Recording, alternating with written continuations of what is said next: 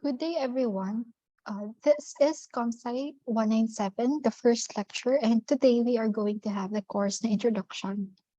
So, recently, various industries are being revolutionized with the use of machine learning to automate processes. So, this have been particularly apparent in applications designed to solve key problems in the social, environment, and economic na aspects. So, this subject, ComSci 197, is a special topic um, entitled Introduction to Machine Learning and an introductory course that aims to provide an overview about machine learning algorithms and practices in order to prepare students or research or industry application of machine learning. So since the elective is introductory and only applied, we will focus on the practical applications and less on the mathematical formulations of the models.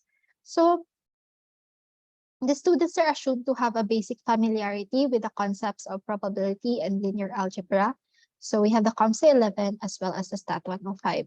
So, and for today's topics, we will be discussing about why we need to learn machine learning, why this course was offered, and what is machine learning anyway, and the kinds of machine learning models, some examples of machine learning applications, biases in machine learning models, and at the end of the um, this lecture, we will have uh, we will be discussing about the course learning outcomes, class setup, as well as the policies.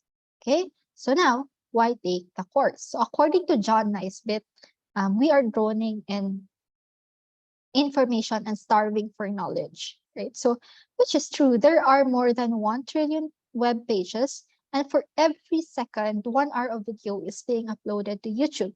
So this amounts to 10 years of content every year. And the genomes of 1,000 of people, each of which has a length of 3.8 times 10 raised to 9 base pairs, have been sequenced.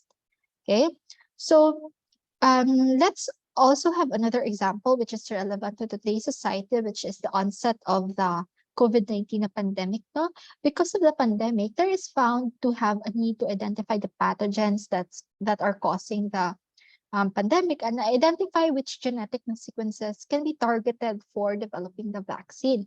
So from this, more genome databases are being made available to the public so that more people can help and contribute. Okay. So we as individuals are also generators of data. So every time we buy a product, we watch a movie, or we post in social media, we are generating data. And each of us is not only a generator, but also a consumer of data. So we want to have products that are specialized for us. We want our needs to be understood and interests to be predicted. So for example, if you are using Spotify, you will notice that the daily mixes are being created for you under the more of what you like pane, right? So there are plenty of playlists that are related to what you are listening to most of the time. So, and Netflix is doing it too. So if Netflix notices that you watch plenty of Korean dramas, and then more K-drama will also appear on your recommendations. So how does Netflix, Spotify, and other sites tailor these recommendations based on our interests? So of course, the more we are fed with products that we like, the more time we'll spend on the platform. And the more time we spend on the platform, the more money they make out of it. Okay. So, but the question is, how does these sites provide these recommendations such that we maximize our time in these platforms? Well, the task is not evident. We do not know exactly which people are likely to see a movie or click a certain link. Okay. So use behavior changes in time. It is dynamic. But what we know is that it's not completely random.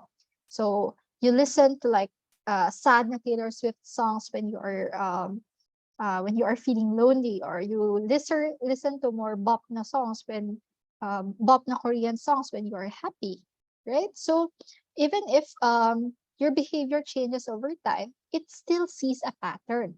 Okay, so there are certain na patterns or regularities in the data.